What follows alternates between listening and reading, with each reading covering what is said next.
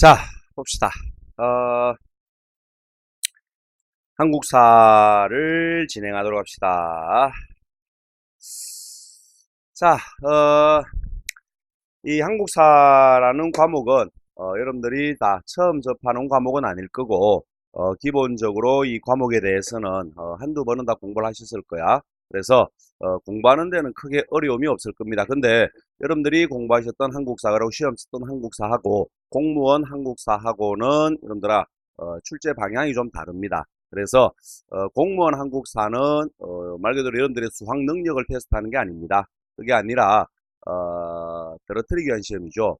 그래서 컷을 만들어내기 위한 시험이야. 그러다 보니까는 여러분들아 정말 구석구석에서 택도 아닌 문제들이 나옵니다. 그래서 그런 문제가 뭐 대다수를 이루는 건 아니고 전체 20문제 중에서 한 두세 문제 정도가 그런 것들이 나오죠. 그래서 거기서 결국에 점수를 돌리겠다는 거거든요. 그래서 보통 한국사의 합격 컷이 85에서 90 요 사이가 컷으로 나옵니다. 그래서 뭐 문제 난이도에 따라 달라지만 보통 그 정도가 되거든요. 그러니까 그 한 서너 문제 정도를 맞추느냐 못 맞추느냐입니다. 나머지 한 15문제 정도는요.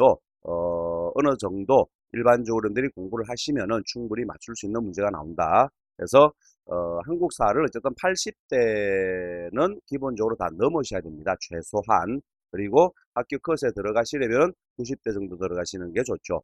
영어 점수가 확 좋으면은 한국사가 좀 낮아도 됩니다. 많은 영어 점수가 확 높기가 조금 어렵죠. 그래서 오히려 한국사를 좀 높이셔야 되고, 그러기 위해서는 여러분들이 공부를 하실 때 기본적으로 공부하실 때는 큰 흐름을 공부하셔야 됩니다. 그래서 큰 개념을 잡으시는 거죠. 그래서 전체적으로 한국사라는 과목이 어쨌든 역사고요. 역사가 흘러 지나간 과거의 사실 아니가. 그래서 그 과거 사실들을 거꾸로 이제 역추적해 오는 거거든요. 그래서 선사부터 해가지고 지금 현대까지의 전체적인 흐름을 먼저 파악을 하셔야 됩니다. 그러니까는 큰 숲을 보고 그 다음에 그 숲 안으로 들어가서 이제 나무를 봐야 되거든요. 근데 공부를 하시다 보면은 자꾸 이제 마음이 조급해집니다. 본인이 공부한 지가 4개월, 5개월, 8개월 이래 넘어가고 옆에 같이 공부하시는 분들은 이제 뭐 문제를 풀고 있고 그러면 혼자 좀 조급해지죠. 조급해지다 보니까는 안에 이제 세부적인 내용을 자꾸 외우려고 합니다. 그래 되면은 세부적인 내용을 외우기는 외우는데 그게 이제 문제에 어떻게 적용되는지 그 다음에 전체적인 문제에서 물어보고자 하는 게 뭔지 파악이 잘 안 되지. 그래서 선지 내용을 보면은 무슨 내용인지는 알겠는데 답은 못 찾아요. 그러니까 시간은 시간대로 투자가 되고 점수대가 만족할 만큼 나오지 않습니다. 그래서 일단은 여러분들아 조급하지 마십시오. 이 공무원 시험이 여러분들 학교 다니실 때 뭐 중간고사, 기말고사 치는 것처럼 한 열흘 또는 한 일주일 정도 바짝 반편 땡겨 가지고 시험 치고 싹 다 까먹어도 되는 그런 유해 문제들이 아닙니다. 그래서 최소 여러분들 뭐 국사를 졸라 잘한다 하시더라도 결국에 영어 국어가 또 안 되면 안 올라오는 거고, 그래서 그 전반적인 과목의 평균 점수대가 한 85, 90대 올라와야 되기 때문에 해서 조급하지 마십시오. 단기간에 끝날 문제는 아닙니다. 이게 단기간에 끝난다 하더라도 여러분들 한 8개월 정도 나옵니다. 제가 시험 여기 공무원에 들어와 가지고 가장 단기간에 합격했던 학생이 바로 요 앞전에 대구에서 나왔죠. 그래서 그 학생 같은 경우에는 공부 시작하고 이 학생인데 한 7개월 반 만에 요번에 여러분들아 합격을 했습니다. 그래서 그런 경우 그 학생은 뭐 기본적으로 열심히 하기도 했고 그리고 어느 정도 영어라는 과목이 다 잡혀 있었던 학생이죠. 그래서 영어 빼고 국어, 그다음 한국사, 나머지 선택 두 과목을 열라 집중해 가지고 들어갔는데 그것도 뭐 본인 말로는 겐또가 여러 개 맞았다. 그래서 사실 운이 많이 들어왔다. 라고도 이야기하고 있지만 어쨌든 그 최소한 제가 봤을 때 최소한이 8개월이더라고요. 그래서 평균적으로 보면은 한 2년 정도 나옵니다. 2년에서 3년. 그 사이에 들어오죠. 그래서 한 1년 정도는 공부를 해가지고 평균 경우입니다. 평균 경우야. 그래서 한 1년 정도 공부해가지고 합격하는 학생도 있지만은 대체적으로 보면은 그 정도 공부하시면은 아, 내가 뭘 대충 공부를 해야 되는구나. 라는 것을 파악을 합니다. 그래서 내가 쓸데없는 걸 많이 공부했구나. 또는 여러분들아, 이 부분은 내가 정말 작게 했구나. 라는 걸 이제 판단을 하게 되고, 그리고 실질적으로 여러분들은 이제 본격적으로 칼을 꺼내들어서 싸우는 게 이제 보통 2년, 3년 차입니다. 그지? 이 3년 차에 여러분들은 이제 대부분 학생들이 많이 붙어 나가죠. 붙어 나간 학생들은. 물론 그것도 좀 더 하셨다가 나가시는 분들도 있습니다. 근데 어쨌든 중요한 건 서두르지 말라는 겁니다. 서둘면은 조급해지고 조급해지면은 여러분들아 가야 될 길 방향을 잃습니다. 그죠? 그래서 절차라는 게 있다. 즉 내공이라 그럽니다. 그죠? 그럼 그 내공을 쌓을 때는 여러분들이 이제 순차적으로 쌓으셔야 됩니다. 결국에는 제가 말했지 않습니까? 이게 출제된 방향이 달라서 그렇습니다. 방향이 달라서 아주 작은 것들까지 내 머릿속에 존존하게 암기가 돼 있어야 되거든요. 그러니까 그 암기라는 게 단기간 암기는 다 됩니다. 근데 결국에 그 암기가 내 시험 칠 때까지 유지되는 여부거든요. 그치? 그래서 첫 번째는 서두르지 마십시오. 그다음에 두 번째는요. 어느 정도 공부를 진행하시고 나면은 반드시 문제를 보십시오. 알지? 그지? 문제를 풀어보십시오라고 하면은 학생들이 굉장히 많이 좀 버거워합니다. 내가 아직 공부가 덜 됐는데, 공부 덜 됐는데 내가 문제 풀어가 되겠느냐라고 하는 거죠. 너무 서둘러도 문제다, 문제는. 그죠? 문제 풀이는 내가 아는 거 없는데도 다 들고 앉아 있으면 그 시간 낭비입니다, 솔직하게. 되겠나? 그지? 뭔 말인지 모르거든요. 뭔 말인지 모르는데 쭈그리고 앉아가지고 들으면 도움 되겠지. 그게 도움이 되겠죠. 근데 그게 문제를 풀어가 도움이 되는 게 아니라 그 시간 동안에 내가 기본서를 계속 보기 때문에 조금씩 도움이 돼 가는 겁니다. 그러니까는 문제를 전혀 모르는 상태에서 보는 것은 진짜 시간 낭비다. 그렇죠? 그러니까 차라리 그 시간에 기본서를 한번 더 돌리십시오. 그게 훨씬 낫습니다. 근데 무조건 기본서만 돌려가지고도 될 문제는 아니거든. 그러니까 한 두세 번 돌리시고 나면은 문제를 꼭 병하시오. 다른 건 모르겠지만 특히 한국사는요, 무조건 문제입니다. 그렇죠? 문제를 풀어야 되는데 문제 풀이는 내가 어느 정도 공부했는가를 확인하는 시간이 아니다. 확인하는 시간이 아니고 문제를 통해서 다시 공부하는 겁니다. 그러니까 A를 통해서 B를 보고 B를 통해서 A를 보는 거야. 기본서를 공부하면서 문제를 보시고 문제를 통해서 또 기본서를 보는 겁니다. 그지? 그래서 문제 푸는 거에 겁을 내지 마십시오. 됐나? 시험 쳐가지고 20문제를 한번 딱 풀어봤는데 근사하게 망가지고 그러더라 25점 나왔다. 땀은 욕 튀거든요. 욕 튀는데 여러분들아 그 욕을 튀면서 조금 더 자극을 받으셔야 됩니다. 욕 튀고 씨박하면서 버리 뿌면은 조지는 거고요. 그치? 그지? 그러니까는 문제 점수에 연연하지 마십시오. 점수에 연연하지 마시고, 그 문제에 나와 있는 사료, 그 문제 선지 하나하나의 글들을 다 읽어라. 알았지? 그지? 그래서 기출 문제 위주로 가시는 겁니다. 됐나요? 그지? 공무원 시험은 수능이나 이런 시험처럼 여러분들 5개월, 6개월 정도 처박혀 가지고 저끼리 막 여러 명 앉아 문제 만들지 않습니다. 톡해놓고 이제 그렇게 안 만들거든요. 그래 안 만들다 보니까는 자기 일을 하면서 문제를 따로 만들어냅니다. 그렇죠? 그래서 그 시간 동안에 물론 들어가긴 들어갑니다만은 그 기간이 그렇게 길지는 않습니다. 그래서 그 시간 동안에 문제를 만들어내려다 보니까는 이런 아름다운 문제가 안 나와요. 있나? 그럼 어떻게 해야 됩니까? 라고 하면은 결국에 내가 문제를 계속해서 독자적으로 만들어내다 보면은 나중에 시비 걸립니다. 이직이 연락 들어오거든요.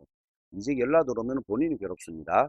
그래서 주로 어떤 식으로 들어가요? 라고 하면 과거에 나왔던 문제 사료를 그대로 인용합니다.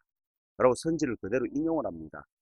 있죠? 그지? 그 선지를 그대로 인용하든지 그 선지와 관련된 앞의 내용이나 뒤의 내용을 가져옵니다. 그냥. 그래도 답은 상관없거든요. 근데 문제는 다르게 보입니다. 언뜻 보면은. 그래서 과거에 나왔던 문제 중에서 이제기가 안 됐던 문제, 그러니까 인정받은 문제들이거든. 그 문제들을 많이 인용을 해 나옵니다. 그래서 기출 문제 중심으로 반드시 문제를 병행하시기 바랍니다. 됐죠? 그치? 그렇게 들어가면은 국사라는 과목은 솔직하게 공부하기가 어렵진 않습니다. 진짜로 절대 안 어렵습니다. 안 어려운데 여러분들 점수대가 대신에 뭐 해야 됩니까? 말했으면 합격 컷을 받으려면 높아야 됩니다. 됐죠? 왜냐하면 다 그렇거든요. 본인만 그런 거 아닙니다. 다 그렇기 때문에 국사 공부하기 편하다. 라고 해가지고 여러분들 설쩍설쩍 하다가는 어때요? 점수가 여러분들 잘 나와봤자 75, 80이거든. 그 잘 안 넘어가게 됩니다. 해보시면 아시겠지만은 설렁설렁하면 그렇습니다. 왜냐하면 제가 말씀드렸던 그 서너 문제를 못 맞춰냅니다. 그 서너 문제 중에서 절반 맞추더라도 여러분들아 시험장에 들어가면 실수를 하게 됩니다. 자기도 모르게. 알고 있는 건데 실수를 해가지고 한두 개 더 틀려버리면 떨어집니다. 되겠지? 여기 무슨 말로 하고 싶은 거냐면은요, 공부를 하실 때, 영어, 국어를 공부할 때 100을 투자하고요, 국사를 공부할 때 60을 투자한다는 말입니다. 대부분의 학생들이 그렇습니다. 편하거든요. 편하니까 여러분들아, 영어 할 때처럼 그렇게 굉장히 적극적으로 안 하죠. 그랬나요? 그지? 그래 되니까 결국에 시간은 비슷하게 걸리면서 점수대도 비슷하게 올라갑니다. 그러니까 영어 75 받으면 국사도 75 가는 거다. 그지? 그럼 100% 떨어지거든요. 그지? 그러니까 영어나 국어 공부하는 것처럼 기본 세 과목을 공부할 때는 같이 바짝 해보라는 거예요. 바짝 하면은 영어 1년 걸려가지고 90대가 나올 거라면 예를 들어서 국사는 한 6개월이나 7개월 걸리면은 그 점수가 나옵니다. 그렇죠? 그럼 나머지 3, 4개월을 다른 과목에 투자할 수가 있죠. 그렇게 하지 않으면은 결국에 시간은 비슷하게 걸리면서 전부 다 점수대가 안 올라옵니다. 알았지? 그러니까는 편하다라는 거지, 여러분들아. 얘 점수대를 여러분들아 비슷하게 받아가지고는 안 된다는 거야. 편하기 때문에 점수가 높아야 됩니다. 알겠지? 그지? 잊지 말도록 하시기 바랍니다. 그래서 영어가 한 80, 85 정도 받으면 된다더라. 그럼 국사는 뭐 그 정도는 쉽게 받겠지. 라고 하는데 영어 80, 85, 국사 80, 85g 떨어집니다. 알겠지? 그지? 그러니까 영어를 한 80, 85 받았다 그러면 국사는 여러분들아 90 올라가야 됩니다. 그지? 그래서 영어에서 못 받은 점수를 여러분들 국사에서 메꾸죠. 메꿔가지고 평균대를 올려야 됩니다. 알겠다? 그래서 공부하기 편하다라고 해가지고 너무 쉽게 하지 말라는 겁니다. 처음 들어갈 때는 여러분들아 영어 공부하듯이 국어 공부하듯이 같이 한번 바짝 당겨 보십시오. 그러면은 점수대가 국사가 훨씬 빨리 올라갑니다. 그지? 그게 국사의 장점이야. 그래서 국사를 보통 전략 과목이다 라고 표현하기도 합니다. 알겠습니다. 그지? 그렇게만 정리하시면 됩니다. 그리고 수업을 진행할 때 제가 판서를 좀 할 텐데, 그지? 그 판서는 여러분들이 뭐 일상이든 그런 나름대로의 어떤 뭡니까 공책 노트를 가지고 하시든 따라서 한번 써보십시오. 그죠? 그걸 써가지고 여러분들아 자꾸 손과 머리와 눈과 귀, 그다음에 입으로 오감을 다 써야 됩니다. 그지? 모든 걸 다 써가지고 따라오셔야 됩니다. 그렇게 하시는 게 여러분들이 좀 더 짧은 시간에 국사라는 과목을 잡을 수 있습니다. 대체 국사는 여러분들이 가지고 지금 교재 범위를 안 벗어납니다. 영어나 국어 같은 경우는 어디에서 어떤 지문이 나올지 모르기 때문에 정말 광범위하거든요. 그래서 영어 같은 경우는 기본 단어라든지 이런 문법이라든지 이런 것들을 열심히 잡아놔야지 어떤 연달아 사료가 나오든지 어떤 제시문이 나오든지 해석이 되는 거고 그 다음에 문법적인 것들을 잡을 수가 있는 거죠. 그래서 그런 과목은 기본적인 내용에 충실하면 되는 거고 그치? 국사는 가지고 있는 교재에 충실하면 됩니다. 이거 절대 안 넘어가니까. 물론 이거 넘어가는 내용도 있습니다. 되겠지? 그래서 이걸 벗어나는 내용도 있거든요. 문제 풀어보시면은. 근데 그걸 알아야지 풀 수 있는 문제가 절대 아닙니다. 그건 그냥 여러분들 뭐요? 함정용이고요. 위험용입니다. 처음 보는 사료라든지 처음 보는 선지를 던져가지고 문제를 풀 때 일단 겁먹으라는 거죠. 겁먹어서 실수를 유도하겠다는 거야. 그러니까 그거 몰라도 답은 찾습니다. 있죠? 그지? 그러니까 철저하게 가지고 계신 교재, 어떤 교재든 상관없습니다. 그지? 그래서 뭐 이 수업 첫 수업이다 그러면은 제가 만든 제가 쓰는 교재를 가지고 계시지만, 그지? 뭐 다른 수업을 듣다가 왔다 또는 혼자 공부하시다 오셨다. 그럼 본인이 어쨌든 보던 교재가 있을 겁니다. 그 교재를 무조건 갈아 마셔야 됩니다. 그지? 그 교재 완벽해서가 아닙니다. 그 교재가 자꾸 내가 보기 때문에 내 눈에 익어서 그래. 그래서 그걸 갈아 마시고 그 다음에 내 교재에 없는 내용은 뭐 해야 되는 거야? 굳이 다른 쌤들의 책을 사와가지고 DB 가지고 올릴 필요 없다. 너희들이 책을 편집하는 것도 아니고, 그지? 뭐 하라는 거야? 문제를 통해서 첨삭하는 겁니다. 있죠? 그래서 내 교재에 없는 사료가 문제 나왔다. 오래 붙이시면 된다. 그 파트에. 되겠나? 그지? 바로 내 교재에 없는 선지 같은 이황이라는 인물에 대해서 여러분들 문제를 냈는데, 내가 지금 교재 이황이라는 인물에 대해 설명을 쭉 했는데, 없는 선지가 거기 나와 있다. 그럼 그게 답이든 답이 아니든, 그래도 옮겨 쓰는 거예요. 그걸 단권하라 그럽니다. 그치? 그래서 단권하는요, 책을 줄이는 게 아닙니다.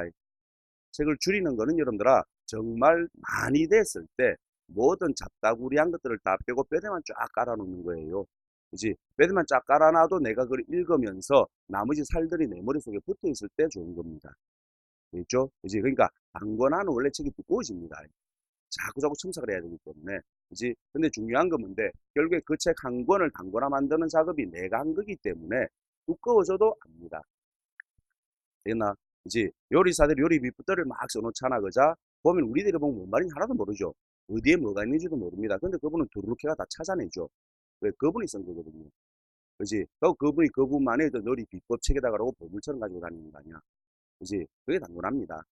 그치? 그치? 그러니까 아무리 책이 두꺼워지고 남들이 봤을 때, 와, 씨발, 이게 무슨 당근하냐? 라고 하지만 본인한테는 그게 당근합니다. 남들은 굉장히 두껍고 이런 어마어마한 분량처럼 보이지만 본인은 굉장히 잘 돼 있는 책이지. 원하는 부분을 착 펴면 나오게 됩니다. 되겠지? 이제 그렇게 해야지 시험이 다가오고 이런들 이제 마음이 조금씩 두근거릴 때, 그지? 그 단권화된 책 하나만 보면 된다라는 자신감이 있거든요. 되겠다, 그지? 그렇게 작업을 해 나가시면 되겠습니다. 그지? 자, 그리고 나머지 없는 뭐 공부하실 때 여러분들 해야 될 것들 또는 이렇게 하자 저렇게 하자라는 것들은 제가 이제 수업 진행하면서 제가 중간중간에 말씀을 드릴 거고요. 됐습니다. 그지? 그리고 여러분들은 지금 기본반 수업입니다. 기본반 수업은 말 그대로 제가 제일 처음 말씀드린 큰 틀과 흐름을 잡을 겁니다. 됐죠? 그지? 그래서 세부적인 내용까지 제가 설명해 드릴 시간이 안 나옵니다. 주 1시간 5시간에 반만 여는 여러분들아 무리입니다. 됐죠? 그래서 기본 흐름을 잡는 시간이다라고 보시면 됩니다. 근데 책이 지금 두 권입니다. 상권, 하권 두 권으로 되어 있습니다. 상권이 전근대사고요. 하권이 근현대사, 계양 무이야기입니다. 그지? 분량을 보시면은 하권이 상권의 한 3분의 1 정도 분량 될 겁니다. 그래서 분량적으로 따지면은 전근대사가 굉장히 많죠, 분량이. 여기에서 문제가 한 14문제 또는 15문제 이렇게 나옵니다. 되겠죠? 그 다음에 학원에서 5문제 아니면은 6문제 나오죠. 그지? 많이 나올 때는 8개까지 나온 적이 있고 작게 나올 때는 4문제 정도 나온 적도 있습니다만은 보통 한 6개 나옵니다. 이렇게 문제가 이렇게 나뉘어집니다. 그래서 일단 여러분들아 분량 대비 문제는 하권이 많이 나옵니다. 근데 분량으로만 따지면 상권이 굉장히 많습니다. 선사시대부터 해가지고 조선후기까지 가야 되거든요. 그래서 상당히 많은 분량입니다. 그래서 전체 8주 중에서 약 한 7주 정도를 상권에 쓸 겁니다. 그치? 이제 그렇게 해도 상권이 빨리빨리 나가야 됩니다. 맞나요? 이제 그래서 전체 8주에서 7주 정도를 상권에 쓸 거고 학원은 연달아 1주 내지 1주 반 정도를 쓸 거예요. 그래서 학원 같은 경우에는 제가 교재로 나가기가 상당히 좀 버겁습니다. 안 그러면은 상권에 여러분들아 한 5주 정도를 써야 되고 학원에 3주 정도를 써야 되거든. 그럼 상권도 날라다녀야 되고 학원도 날라다녀야 됩니다. 그래야지 연다 상학원이든 책을 본다면은 대충 줄은 칠 수 있습니다. 그래 되면 상권도 학원도 다 이상하게 넘어가 버리게 되어서 그래서 제가 이렇게 수업을 쭉 진행해 하다가 그래서 상권을 오히려 제가 설명을 좀 하면 7주 정도를 쓰면은 제가 설명할 부분을 좀 설명을 하고 넘어갑니다. 단서도 좀 되고요. 그리고 학원 같은 경우에는 철저하게 시대사고, 사건사고, 흐름사입니다. 그래서 학원은 교재로 진행하기보다는 제가 이 기본반 수업에서는 프린터 가지고 전체적인 내용을 연달아 진행을 할 겁니다. 이제 그래서 전체 흐름을 쭉 잡을 겁니다. 하루는 진짜로. 그지? 상권은 흐름을 잡으면서 안에 세부적인 내용들을 좀 전개를 할 것이고, 됐죠? 이런 식으로 수업을 진행을 할 거다. 라 보시면 됩니다. 그래서 기본 수업에서 전체 개념을 잡으시고, 그 다음에는 투앤투 수업이 있습니다. 투앤투 수업은 여러분들 이제 뭐요? 똑같은 시간인데 2번 합니다. 주에. 그래서 주 2번에 2달을 가기 때문에 그래서 6위 기본반 수업보다는 수업이 100입니다. 딱 2배로 갑니다. 그래서 투앤투 수업에서는 학원에 이름들아 한 2주 반 정도가 투자되죠. 이제 2주 반 정도가 투자가 된다는 것은 25시간 정도 나옵니다. 이제 25시간 정도 나오기 때문에 그래서 투앤투 수업에는 상권을 재복습을 하면서 좀 더 세부적인 내용을 할 거고요. 학원은 다시 교재를 가지고 이제 전체적인 내용을 다시 정리를 하면서 역시 세부적인 내용 갑니다. 그래서 투앤투에서는 상학원을 이제 교재로 전체 8주 2번씩 들어갈 겁니다. 이제 이렇게 전개하는데 학생들이 공부를 하시다 보면은 항상 그렇습니다. 학원을 좀 약해합니다. 힘들어합니다. 학원이 좀 외울 게 많아서 그런 것도 있고 상권을 쭉 공부를 하시다가 학원으로 들어갈 때 되면 지치거든요. 그죠? 지쳐있는 상태에서 학원이 시작되니까 굉장히 여러분들 이제 좀 버겁죠. 그래서 특히 현대사 들어오면 완전히 난호됩니다. 그죠? 그래서 상당히 학원을 힘들어합니다. 따라서 공부를 하실 때는 상권을 다 봐야지만 학원을 볼 수 있는 게 아닙니다. 상학원은 거의 따로 달아보면 됩니다. 있죠? 이제 거의 뭐 다른 과목이라고 보시면 되거든요. 그래서 상권 공부하시면서 학원을 같이 하셔도 되고 학원을 먼저 하셔도 됩니다. 그러니까 본인이 여러분들아 정근대사가 약하다 라고 하면 정근대사를 먼저 집중적으로 보는 거고 근현대사가 모르겠다 그러면 근현대사를 집중적으로 보면 됩니다. 이번에서는 연관고리는 없습니다. 그지? 그렇게 되어 있다. 그래서 요게 가장 여러분들이 이제 기본적으로 돌려야 될 수업. 그러니까는 학원 스케줄대로 간다면은 제 스케줄대로 간다면은 그렇게 돌리시는 거고 그 다음에 이제 중간중간에 특강들이 들어가 있을 겁니다. 그건 뭔데? 파트별로 빠져 있는 겁니다. 그지? 그래서 아까 말씀드린 근현대사가 빠져 있고요. 그 다음에 사회경제문화사가 빠져 있습니다. 그죠? 그렇게 빠져나오고 특강 수업에서는 여러분들아 이 교재와 더불어서 다른 교재가 따로 하나 있거든요. 이제 그래서 조그맣게 그 부분만 따로 이렇게 좀 더 밀도 있게 정리한 교재가 있고, 그리고 특강 수업할 때는 문제를 이제 같이 병행을 합니다.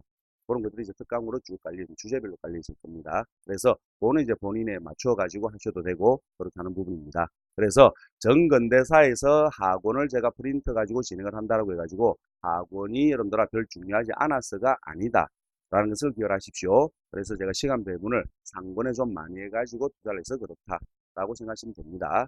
그렇죠? 자, 이렇게 해서 수업을 진행을 하도록 하겠습니다. 자, 그러면 바로 가보도록 하겠습니다.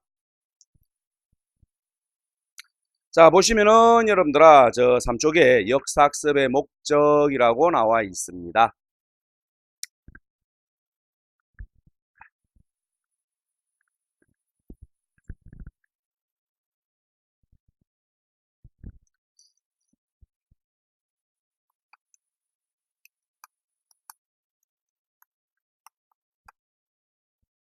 일단은이고요. 문제 거의 안 나옵니다. 그래서 일단은인데 여러분들아 문제는 거의 나오지 않는 부분이고, 여기에는 크게 주제가 여러분들아 제일 먼저 역사의 개념을 하나 잡으셔야 됩니다.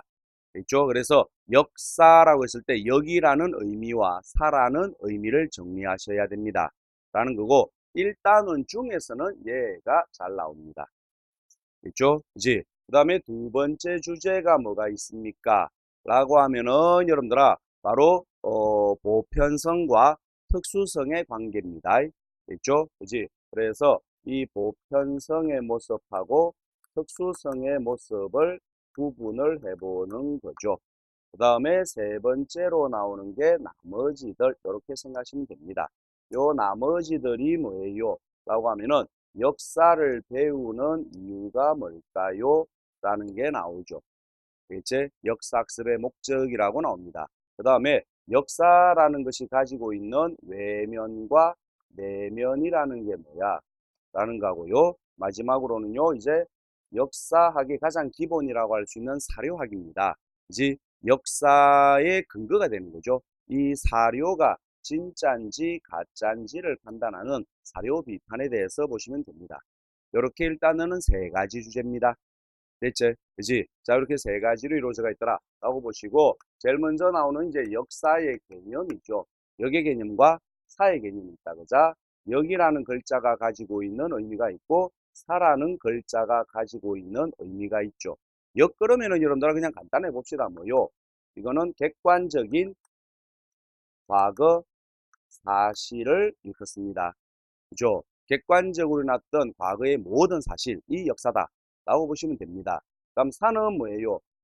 사라는 거는 그런 객관적으로 일어났던 그 과거 사실들 있지. 그 과거 사실들에다가 현재 역사가들의 주관이 들어가서 판단하고 평가한 겁니다. 그치? 그래서 얘는 주관적인 현재 역사가들의 재구성이라고 표현하시면 되겠죠. 됐습니다. 그지? 그래서 결국에 여러분들아 여기다라고 하면은요 10가지의 사실들이 있습니다. 10가지의 사실들이 쭉 일어났다 그러면요 10가지 사실들이 전부 다 역사다 라는 게 여기 관점입니다. 됐지? 그럼 사회 관점은 뭐야?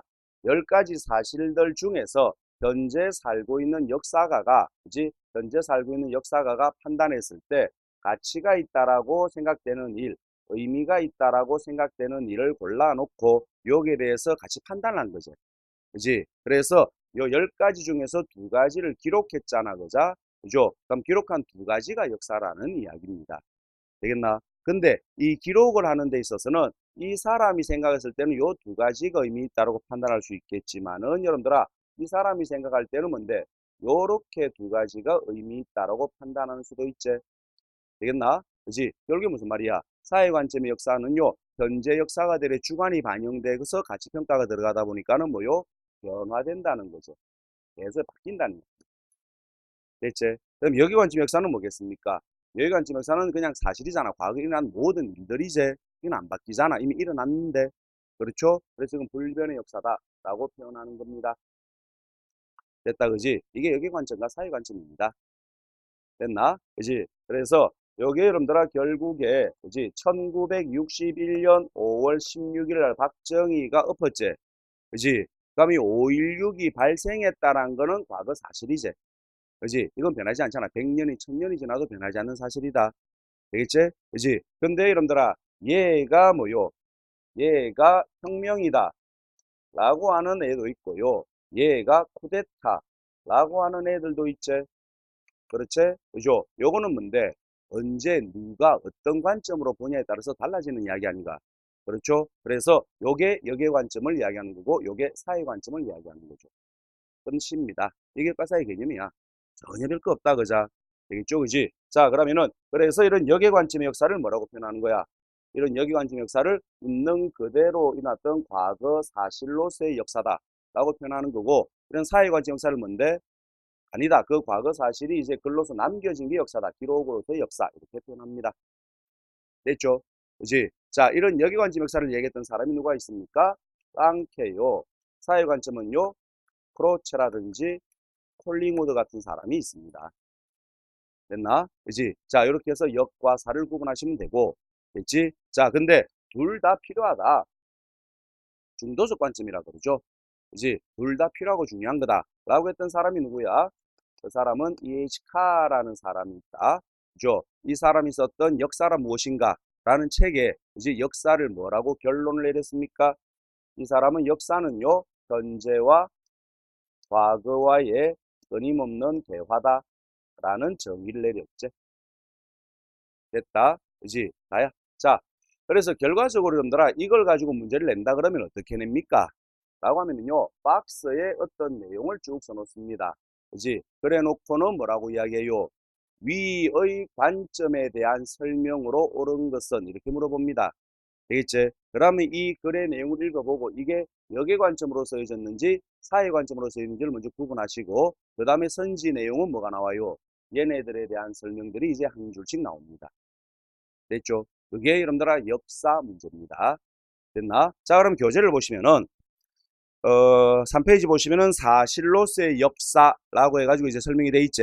그지? 사실로서의 역사라고 해서 설명이 되어 나옵니다. 그렇죠? 라고 여러분들아 뒤로 넘어가 보시면 이제 4페이지에 보면은 대표적인 학자로 랑케 해가지고 그들의 주장들이 나와 있지. A, B 해가 있잖아. 그자?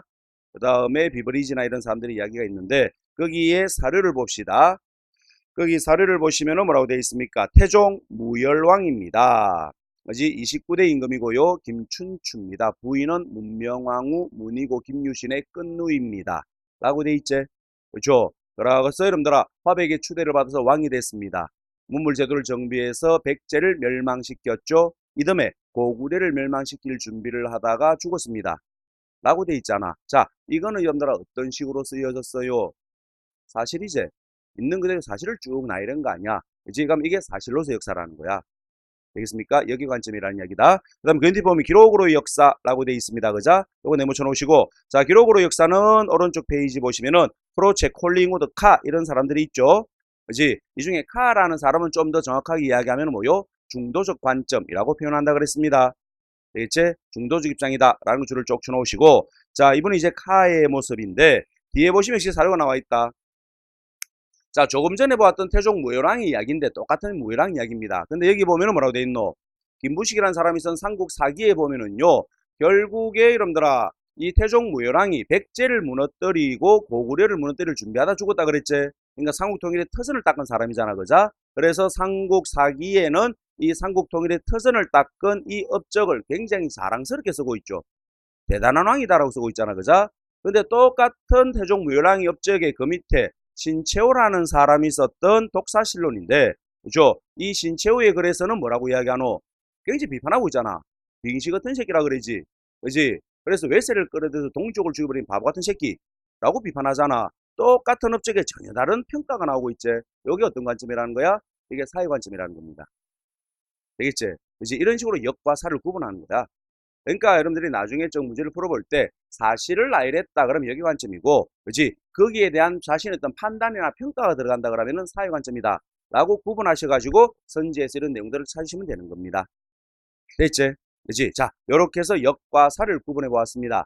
다음에 두 번째 내용이 뭐가 있어? 라고 하면 이제 여러분들아 우리 교재 순서로는 얘가 지금 먼저 나와 있다. 기타 내용이 나와 있을 텐데 여러분들아 제일 먼저 보편성 역사학습의 목적이라고 돼 있다.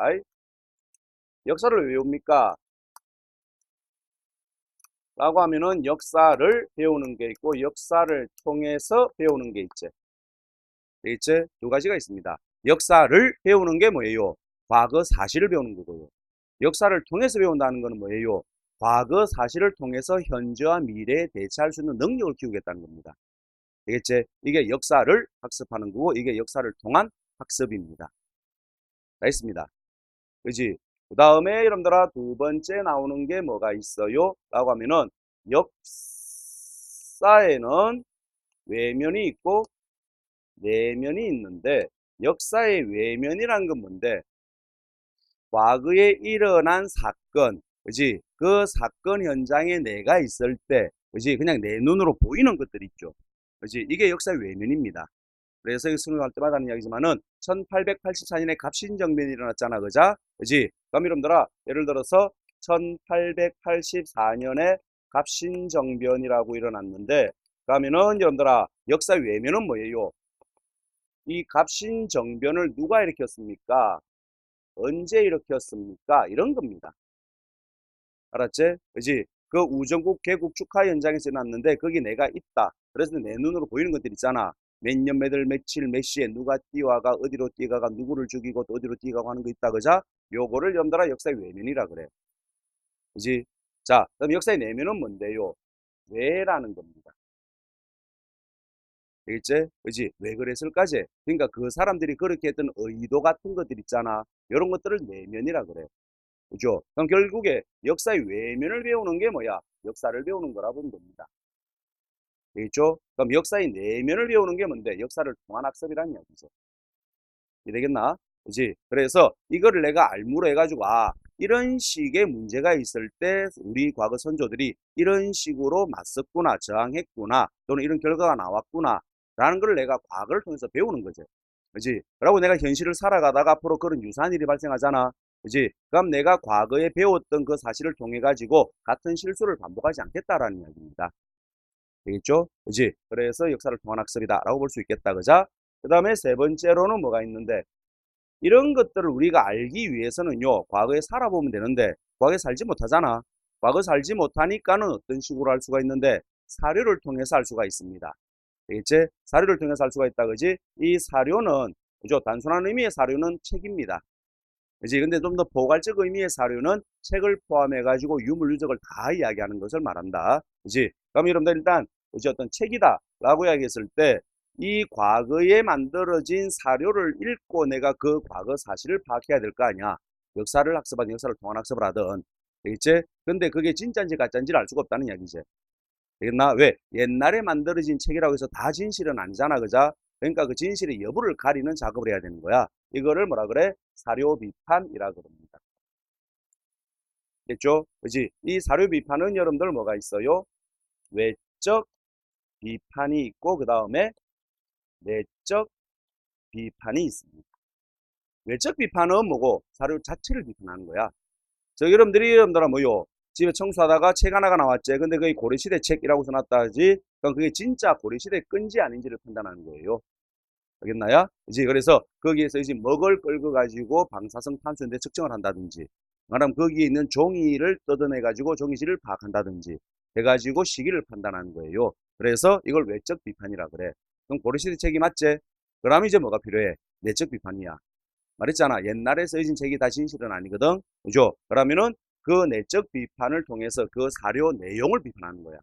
그래서 그 관련된 사실에 대한 내용을 연달아 진짜로 그냥 쓰고 있는 건지, 그럼 제가 가상의 이야기를 쓰고 있는 건지, 이런 것들을 판단하는 거죠. 그치? 이런 것들이 끝나고 나면 하나의 사료여서 이제 가치 인정이 되더라. 라고 보시면 됩니다. 됐죠? 그치? 요렇게 해서 세 가지잖아. 역사학습의 목적, 그 다음에 이런 역사의 외면과 내면, 그 다음에 사료 비판, 이렇게 들어가시면 됩니다. 됐죠? 그치? 그 다음에 세 번째로 나오는 게 뭐가 있나? 보편성하고 특수성이 나옵니다. 자, 요거는 보편성이란 것은 말 그대로 뭐요? 보편적인 가치입니다. 되겠나? 그지? 모든 나라, 어떤 민족이라더라도 추구하는 보편적 가치를 말하지. 그죠? 그지? 예를 들어서 뭐가 있노? 자유, 평등, 평화, 박애, 사랑, 이런 것들. 그 다음에 이런들아, 바로 선사시대의 전개 순서가 구석기, 신석기, 청동기, 이런 식으로 넘어간다라는 이런 모든 것들이 다 보편적인 것들이야. 이걸 역사의 보편성 그럽니다. 되겠죠? 그럼 특수성은 뭔데? 그 나라가 가지고 있는 독특한 사실들, 역사적 현상, 그죠? 이걸 추구하는 것들, 이런 것들을 특수성이라 그래. 그렇지? 그럼 우리나라 같은 경우에는 뭐가 있습니까? 라고 하면은 우리나라 농경사회다. 농경사회다 보니까는 이제 다른 농경사회가 아닌 민족과는 달리 협동을 강조합니다. 그지? 그래서 두레라는 풍습이요. 굉장히 오래전부터 있었던, 그지? 이러한 것들, 우리나라에서만이라기보다는 우리나라, 그러니까 다른 민족과 구별되는, 우리나라에서 강조가 되는 것들, 이런 것들을 주로 특수성이라 그럽니다. 되겠지? 그지? 그러면은 이 보편성과 특수성은 결국 이런 식으로 구분하면 돼. 그렇죠? 그런데 여러분들아, 요 내용은 우리가 어떻게 정리합니까? 하나의 국가가 만들어지면은 이 국가 역사 전개 과정에는 요 보편성과 특성을 다 가지고 있다는 말입니다. 알았지? 그건 한쪽이 있는 건 아니야. 두 가지를 다 가지고 있습니다. 되겠죠? 왜냐하면 이것들은 어떻게 다른 나라와의 교류를 통해서 만들어지는 것들이거든. 그지? 독불장군 없단 말이야. 그러니까는 보편성을 가질 수밖에 없습니다. 그렇지만 다른 나라와 교류를 통해서 이것도 가지고 있지만은 그 나라만이 가지고 있는 자연환경 또는 인문환경에 의해서 만들어진 그 나라만의 독특한 현상도 있더라는 거지. 이 두 가지 같이 섞여 있는 거야. 되겠죠? 따라서는 한쪽에만 치우쳐 가지고는 큰 문제를 가지고 이제 너무 보편적 가치에만 치중하면은 사대주의로 빠지죠. 그지? 너무 특성만 강조하면 자문화 중심주의에 들어가 버립니다. 그지? 그래서 둘의 모습을 다 같이 인정을 해야 돼. 다른 나라의 가치도 인정을 해주고 우리나라의 것들을 강조를 해야 된다는 건데 전 근대 사회로 갈수록 뭐가 강조가 됩니까? 라고 하면은 특수성이 강조가 됩니다. 되겠죠? 현대 사회로 올수록 뭐가 강조가 되냐면은 보편성이 강조가 되죠. 지구촌 시대라 그러잖아. 그지? 그래서 결국에 이런 차이가 보이는 게 뭐 때문이야? 교통과 통신의 발달이제. 그지? 이런 이유 때문에 여러분들 지금 현재는 요것들을 많이 강조합니다. 그죠? 근데 우리가 지금 살고 있는 이 현대 사회에 보편적 가치가 강조가 된다 그래가지고 특수성을 무시해서는 안 되지. 되겠나? 그지? 그래서 결국에 지금 현대를 살고 있는 우리는요, 예가 중요하지만 결국에는 예도 잊지 말아야 된다는 거지. 그죠? 그래서 이런 것들 우리가 뭐라고 표현할까요? 라고 하면은 개방적 민족주의라는 표현을 쓰는 겁니다. 개방적이라는 이야기가 결국에 보편적 가치가 중요하다는 이야기지. 특히 현대에 올수록. 되겠나? 그지? 그렇지만 여러분들아, 우리나라가 가지고 있는 우리나라의 특수성도 우리 절대 버리지 말아야 되겠다. 라고 이야기하는 겁니다. 이걸 개방적 민족주의라고 표현합니다. 됐죠? 다 있습니다. 여기 일단은 가장 단순한 이야기입니다. 되겠습니다. 그지? 물론 여기에 여러분들 이제 뭐 우리가 조금 더 심화 들어가면은 여기에 좀 더 살이 붙어 들어오겠지만 가장 뼈대들입니다. 요 세 가지를 머릿속으로 정리하시면 되겠습니다. 자, 그 다음에 여러분들 이제 뒤로 넘어가 보시면은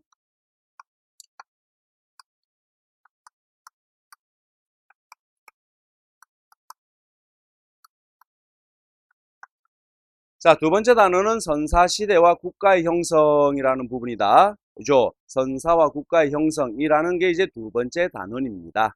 됐죠? 자, 요 단어는 어떤 주제를 가지고 있습니까? 선사시대요.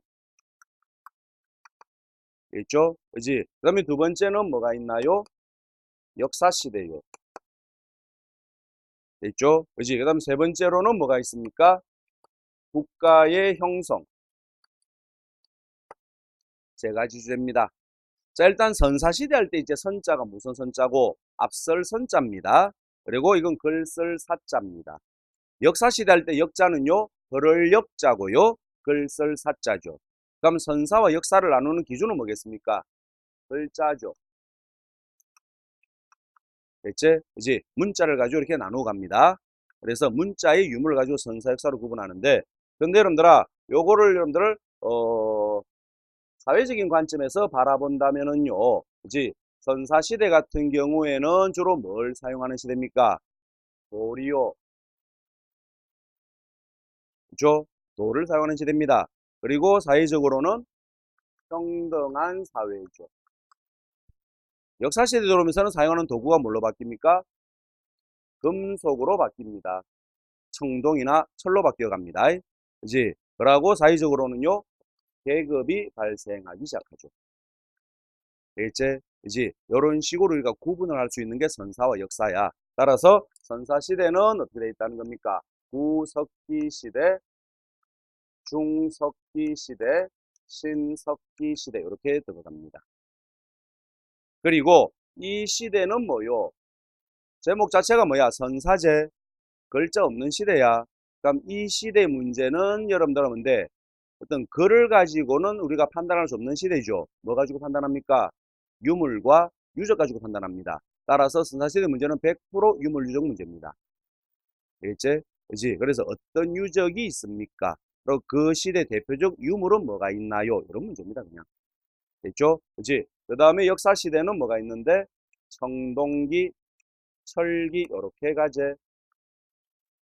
됐죠? 그렇지? 그러니까 이제 이 시대부터 뭐가 쓰여지는 거야? 글이라는 게 나온다. 글자가 나옵니다. 그렇지만 여전히 뭐예요? 유물, 유적 중심의 문제라 보면 됩니다. 되겠죠? 그렇지? 자, 그러고 여러분들아, 이 계급이 발생하는 역사 시대부터 뭐가 등장하는데 국가라는 게 등장을 하지. 그렇지? 국가가 등장합니다. 그래서 너그 나라 최초의 국가가 뭐가 있는데 고조선.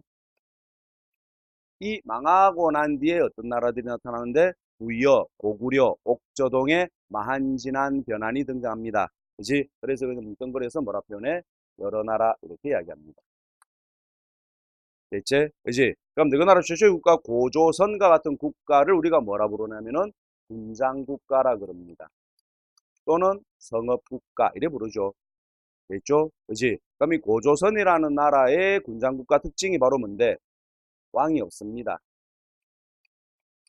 왕이 없고 군장들이 여전히 자기 부족을 독자적으로 통제하는 형태의 국가를 군장국가라 그래. 그 다음에 이제 연맹왕국 들어가지. 연맹왕국 들어가면서 나오는 이 여러 나라들. 그렇죠? 군장국가에서 이렇게 넘어가는 거야. 그럼 연맹왕국의 특징은 뭐요? 왕은 있는데 힘이 없습니다. 됐죠? 그렇지? 그러고 이 다음에 나타나는 게 우리가 알고 있는 이제 보통 일반적인 삼국시대야. 정확하게 말하면 여러분들 뭐 이때부터 삼국이 나오기 시작합니다만은 이제 본격적 삼국시대가 전개되면서부터를 뭐라 불러? 중앙집권적 고대국가 이래 부릅니다. 그럼 당연히 중앙집권적 고대국가의 특징은 한마디로 뭐겠습니까? 왕의 힘이 세지는 거예요. 왕권이 강화되어 들어가기 시작합니다. 됐죠? 그러면서 이제 본격적으로 이제 역사가 진행되어 갑니다. 우리나라에. 됐다, 그자. 자, 그래서 그 이전에 이렇게 세 파트로 나뉘어져 있더라. 됐나? 그지? 매 단원 들어가면서 이렇게 제가 제목을 써드립니다. 그지? 이게 전혀 아무것도 아닐 것 같은데 여러분들아 제목을 무조건 외우셔야 됩니다. 이게 제일 중요합니다, 사실은. 근데 책 읽을 때 목차가 나오면은 제스하고 넘어가 버리는데 사실은 목차가 제일 중요해요. 어떤 내용이 여기에 담겨 있나를 먼저 정리하기 때문에. 되겠지? 그지? 그래서 지금 여러분들아 이 대단원을 써드리고 제가 거기에 나와 있는 내용들 주제 소주제들 이제 이것들을 써드릴 때 이걸 먼저 외우세요. 그지? 그리고 그 주제에 또 작은 내용들이 제목이 깔리잖아. 그러니까 제목을 먼저 쫙쫙 외워야 됩니다. 제목 외우고 나면은 이제 그 제목이 결국에 그 내용을 여러분들아 포괄적으로 설명하는 내용이잖아. 그자? 그래서 거기에 내용을 외우기가 좀 편합니다. 그치? 자, 그렇게 해서 세 가지 주제가 있더라. 라고 보시면 돼. 그럼 여러분들아 제일 먼저 보이는 게 선사시대인데 선사시대 중에서 여러분들아 구석기 시대를 갑니다. 자, 구석기 시대는 여러분들아 기원전 70만 년 전이야. 70만 년 전으로 거슬러 갑니다. 자, 그러고 우리 지금 정근대사는요 기본적으로 단원의 내용이 정치, 경제, 사회, 문화 이렇게 크게 네 가지로 분류되어 있습니다. 알았죠? 그렇지? 그래서 사실 선사시대도 이런 다 똑같이 가면 됩니다. 정치, 경제, 사회, 문화 이렇게 네 가지 주제입니다. 근데 이때 뭐 정치라고 해서 우리가 알 수는 없잖아. 알았죠? 그지? 남아있는 게 없다 보니까 정치라고 해서 우리가 특별하게 알 건 없습니다. 그래서 이렇게 편의상 구분해 놨습니다만 결국에 우리 선사의 정치는 뭐라 보면 됩니까? 도구입니다. 도구를 배우시라는 이야기입니다. 알겠지? 그지? 그래서 자, 선구석기 시대 때의 정치, 즉 도구라고 하면은 뭘 쓰는데 뗀석기다. 일제 이 뗀석기를 씁니다. 이 뗀석기는 여러분들아 어떻게 사냥용과 조리용으로 크게 나뉘어집니다. 됐죠? 그래서 사냥용이다. 그러면은 주먹도끼, 집게, 찌르게. 조리용이다. 그러면은 자르게, 긁게, 밀게 이렇게 갑니다. 옛날 문제는 요걸 이걸 서로 바꿔놓고 틀리게 만들었다.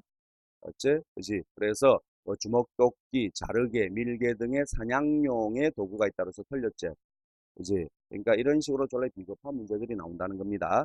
그렇지? 그러니까는 아무것도 아닌 것 같은데 문제로 나와요.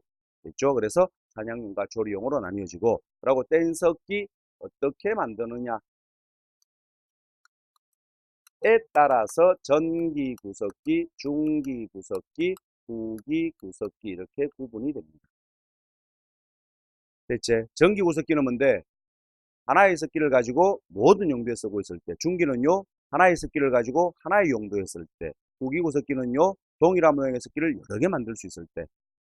되겠죠? 거의 보통 후기 구석기가 뭐예요? 중석기입니다. 됐죠? 그지? 그래서 우리나라는 중석기라 그래서 딱히 특별하게 딱 구분되는 점은 없는데 서양에서 자꾸 이렇게 중석기로 나누어 가거든. 그래서 우리도 그냥 중석기라고 써놓고 후기 구석기를 보통 중석기로 집어넣습니다. 됐죠? 그지? 자, 이렇게 뗀석기를 씁니다. 경제는요? 자연 경제 아니야. 주는 대로 먹고 살아야지. 수렵, 어로, 채집의 자연 경제 들어가. 그래서 사회적으로 자연 경제를 하니까는 뭐합니까? 돌아다녀야 됩니다. 먹을 거 찾아 계속 돌아다녀야 되지. 이동생활합니다. 이동생활 하니까 집 지을 필요가 없죠. 언제 떠날지 모르잖아. 그래서 주거지는 어디요? 동굴이요. 없으면요? 막집이요. 그치? 그치? 그래서 동굴이나 막집 여기에서 주로 사회생활을 영위에 들어가죠. 또 당연히 여러분들 한번 따로 쓰진 않겠지만 무슨 사회고? 평등사회요. 지도자는 있습니다. 리더는 있다. 알았지? 이제 무리를 끌고 가야 되는 있을 거 아니야. 지도자는 있지만 걔가 지배자가 아니라는 말입니다. 계급은 없다는 말이다. 알았지? 그래서 지도자는 있지만 지배자의 성격은 아니다라고 이야기하는 겁니다. 그럼 평등사회. 이동하는데 어떻게 이동할래?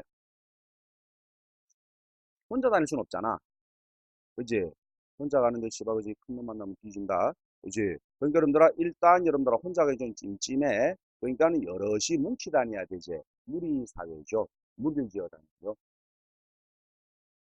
그러니까 평등 사회면서 무리 사회죠. 근데 그 무리를 어떻게 이루는데 길 가다 하고 막 카풀하듯이 이렇게 하는 건 아니잖아. 그지? 가는데 어이 손들어만 만나 어디 가는데 거 같이 가고 이러진 않는다. 그지? 애초에 같이 무리 지어 다니지. 그죠? 뭐요? 엄마 중심입니다.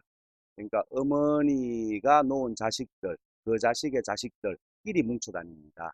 알겠지? 그래서 혈연을 바탕으로 하는 무리 사회가 됩니다. 알았지? 무게 중심이라 그러지? 그렇게 돌아가는 거죠. 됐지? 그지? 자, 그리고 이런 구석기 시대에 여러분들아, 이런 생활, 이런 사회 생활을 하다 보니까 구석기 시대 유적지가 어때? 전국적으로 분포되어 있죠. 어느 특정한 장소에 보이지 않습니다. 알았지? 전국적으로 분포되는데 주로 어디에 많이 보여요? 동굴에 많이 생활했지? 그러니까 석회암지대입니다. 알았죠? 자연동굴이 많이 형성되어 있는 석회암지대의 구석유적지가 많이 등장하는 겁니다. 됐습니다. 그지? 그리고 제가 별 박아놨는데, 야, 너가 이거는 내가 지금 쓰고는 있지만, 그지? 물론 여기서 말을 좀 살살 꼬우면은 이 가지고도 틀리게 만들 수 있는데, 그지? 이 부분은 여러분들 다 잘 아는 부분이죠. 그잖아. 선사시대는 여러분들 웬만하면은 여러분들아 다 잘 알 겁니다. 그죠? 왜? 이거는 졸라 있거든. 이제 학교 다닐 때도 공부 시작하자 마음 독하게 먹고 시작해야지. 라고 그래서 딱 보면 이 부분 졸라 봅니다. 그죠? 그러고 있나 고대 들어가면서 씨박하면 덮어보죠. 그러고 한 두 달 있다가 씨발 시작해야지 그럼 또 이 부분 졸라 봅니다. 또 덮어보고 그래서 앞부분은 책이 새카맣죠. 그게 반복의 효과입니다. 이 부분은 여러분들 거의 뭐 전문가 수준이야 거. 그죠? 그래서 제가 이 부분을 굉장히 좀 빠르게 쭉쭉 빠져나갑니다. 됐지? 제가 이거는 나중에 혼자 보시더라도 별 어려움은 없으니까 제가 이런 걸 보시면 됩니다라고 설명을 하고 넘어가는 겁니다. 특히 구석기는 우리 일반적인 수능 문제와 달리 여러분들아 공모 문제는요. 이런 걸 가지고도 물어보지만은 틀리게 만들어야 되겠다라고 생각하면 예를 냅니다. 반드시 구석기 시대 유적지의 명칭가요. 그 다음에 그런 이름의 유적지가 가지고 있는 특징 외우시기 바랍니다. 자주 나오는 건 아니지만 구석기 시대에 나오는데 틀리면 졸라 기분 나쁘다. 알았지? 그지? 왠지 내가 아무것도 안 돼 있는 것 같고 막 그렇다. 그죠? 그래서 여러분들아 방지용이죠. 사기가 떨어진 것을 방지하기 위해서입니다. 그리고 실제로 여러분들아 수능 우리 공무원 시험에서도 이런 유적지 문제들이 종종 나옵니다. 그렇죠? 그러니까 구석기는요 유적지 말고는 틀릴 게 없습니다. 섞여놓고 됐나? 이제 그래서 유적지를 잘 좀 외우십시오. 되겠죠? 그지? 그래서 그 유적지의 이름, 그 이름 유적지가 가지고 있는 특징 정리하셔야 됩니다. 우리 교재 보시면은 여러분들 구석기 시대 저 뒤쪽으로 가보시면은 제가 네모로 이렇게 묶어 놓은 게 있습니다. 됐죠? 유적지를 쭉 모아놨습니다. 그죠? 그게 정기냐, 중기냐, 후기냐, 이거 여러분들 외울 필요는 없어요. 됐지? 정기, 중기, 후기를 구분해서 외울 필요는 없어. 됐지? 그냥 구석기다라고 정리하면 되고, 그 유적지의 특징들을 외우시라는 이야기다. 됐습니다. 그지? 자, 그 다음에 문화적으로는요, 예술이지 뭐 예술. 구석기에 예술이 있습니다. 그런데 예술로서 예술이라기보다는 뭐다? 주술적 의미에 있어서 예술이 됩니다. 됐지? 그죠? 그래서 알타미라 동굴에 보면은 벽화가 있거든요. 그거 보면은 소가 그려져가 있는데 소가 이렇게 배가 불룩하게 이제 임신해가 있습니다. 되겠나요? 그지? 그런 것들은 뭘 보여주는 거예요? 그냥 내가 소를 잘 그린다는 걸 보여주는 게 아니라, 그죠? 이렇게 다산, 그 다음에 풍요를 기원하는 겁니다. 이런 주술적 의미의 예술이 나오더라. 라고 보시면 됩니다. 이게 구석기입니다. 됐죠? 그지? 별 내용 없다. 여기에 씁니다. 정치, 경제, 사회, 문화 해가지고 구석기 시대를 정리하시면 돼요. 라는 거다. 그 다음에 뭐가 보이는데, 다음은 중석기가 나온다. 그자? 중석기 시대 같은 경우에는요,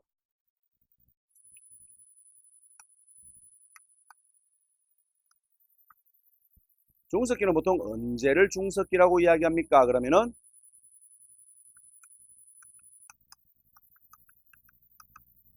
21만 년에서 8천년 요 사이를 지칭합니다. 요때로 보통 중석기라 그래. 그지? 그러니까 한마디로 구석기에서 신석기로 넘어가는 과도기 정식이거든요. 그죠? 그 후기 구석기라 그랬잖아. 되겠나? 그지? 그러니까 여기는 정치, 경제, 사회, 문화로 나누었지. 그죠? 근데 여러분들 이건 그냥 구석기라 그랬지. 단지 여러분들아 구석기 시대에 비해서 뭐가 달라지는데 사용하는 도구가 달라질 뿐입니다. 전체적인 변화가 확 다 나온 건 언제야? 신석기거든요. 알겠지? 그지? 그래서 구석기하고 중석기하고의 차이는 뭐 있다? 그냥 도구입니다, 도구.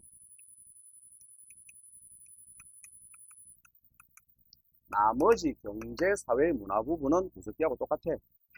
알겠지? 그지? 그래서 달라지는 거 찾아내면 될 거 아니야? 구석기 시대 쓰던 도구는 뭐라고? 뗀석기잖아, 그죠? 중석기 시대 들어오면서는 뭘로 바뀝니까? 잔석기로 넘어갑니다. 알았지? 여기서는 잔석기를 사용합니다. 왜냐하면 사양 대상이 달라졌습니다. 구석기 시대는 굉장히 덩치 큰 동물을 잡다가 중석기 들어오면서는 빙하기를 거치면서 여러분들 덩치 큰 애들이 다 죽어버립니다. 얼어 죽든지 굶어 죽든지. 그래서 내가 잡을 수 있는 동물들은 작은 것밖에 안 남아 있는 거야. 그러니까 작은 것들을 잡기 위해서는 도구도 뭐 해야 되니? 작아져야 됩니다. 이걸 잔석기라 그럽니다. 되겠지? 예를 들어서 여러분들 한번 이런 것들요. 돌, 화살, 촉입니다. 되겠죠?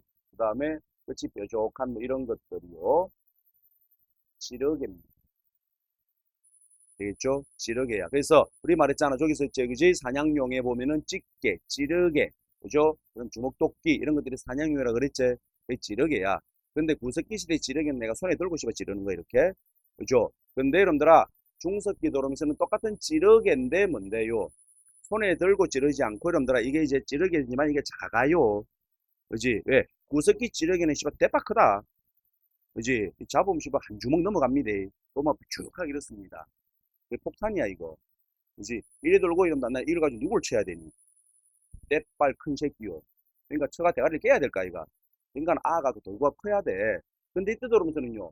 덩치 큰 놈 없어. 저때는 예를 들어 맘모스 잡는 거야. 맘모스 잡는 찌르기다.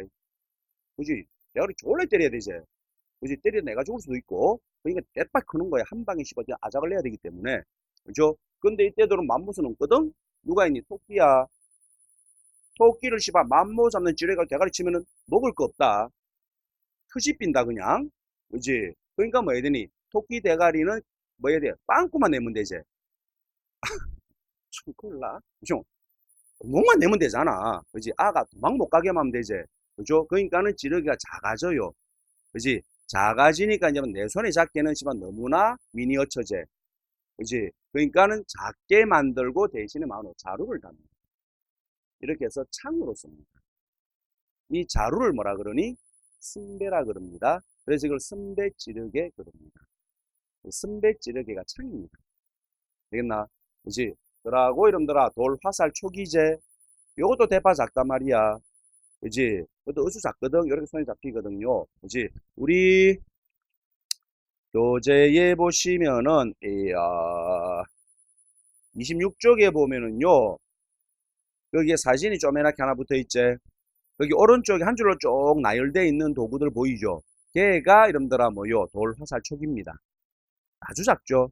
그지? 그러니까 얘도 손으로 들고 쓰기에는 작은 거야. 그러니까 마찬가지 뭔데? 여기 연결하지. 그래서 화살로 씁니다. 되겠죠? 그지? 그래서 어떤 내용물에다가 연결해서 사용하잖아. 그래서 여러분들아 이걸 뭐라고 표현합니까? 이염도구라 그러거든. 되겠죠? 그지? 그래서 잔석기를 다른 걸로 이어서 사용하는 거죠. 그래서 뭐가 보입니까? 창, 그 다음에 활과 화살, 작살 이런 것들이 있다. 되겠죠? 그지? 이런 것들을 보통 잔석기라 그러요. 여기에 사용되는 시대를 뭐라 그래? 중석기 시대라 그럽니다. 올해 나왔던 여러분들아 지방직 국가직인가 잘 모르겠는데 여러분들아 문제 뭐가 있었습니까? 다음 중 선사시대에 대한 설명으로 가장 적절하지 못한 것을 찾아라. 라고 해놓고 선지 중에 뭐가 있는데 전기 구석기 시대를 대표하는 유물로는 주먹도끼, 선배찌르개, 자르개 등이 있다. 라고 해서 틀리게 만들었죠. 선배찌르개는 전기 구석기가 아니라 요 중석기 유물이거든요. 됐나요? 그지? 문제가 이렇게 나오더라는 거다. 제가 기출은 이렇게 됩니다라고 하면 툭툭 던집니다. 그지? 그러면 이런 식으로 나오는구나 라고 한번 판단하라는 거야. 그지? 그러니까 말했잖아. 전혀 중요하지 않을 것 같은. 라고 여러분들아 전체 내용을 틀어버리서 틀리게 만드는 문제도 있지만은 우리 공무원 시험은요 전체 내용을 맞는 것 같은데 단어를 바꾸는 문제들이 많습니다. 알겠지? 그리고 절반은 맞는데 절반을 틀리게 하는, 유물은 맞는데 설명을 틀리게 하는 이런 식으로 함정을 봅니다. 별 함정 없습니다. 됐죠? 그러니까 실수를 안 해야 되는 부분이 바로 선사시대 문제입니다. 됐지? 그지? 자, 이게 중석기다. 그 다음에 뭐가 보이노? 신석기로 넘어갑니다. 그래서 선사시대 중에서는 뭐야? 굉장히 획기적인 변화가 나왔던 시대야. 정치, 경제, 사회, 문화 전반적으로 달라집니다. 알았지? 전반적으로 달라지는데 뭐요? 같이 가져가는 것도 있습니다. 같이 가져간 것도 있고 달라지는 것들이 나오죠. 그걸 보통 이제 가장 큰 달라지는 것이 바로 뭐야? 농경과 목축이 시작되는 거다. 그래서 그걸 신석기 혁명이라고 부르면서 구석기하고 전체적 내용이 다 달라지기 시작하더라. 라는 겁니다. 그래서 선사시대 중에서는 신석기 시대 문제가 많이 나옵니다. 됐죠? 그지? 그래서 여러분들아 이제 신석기 시대로 이어집니다. 쉬었다가 가도록 하겠습니다.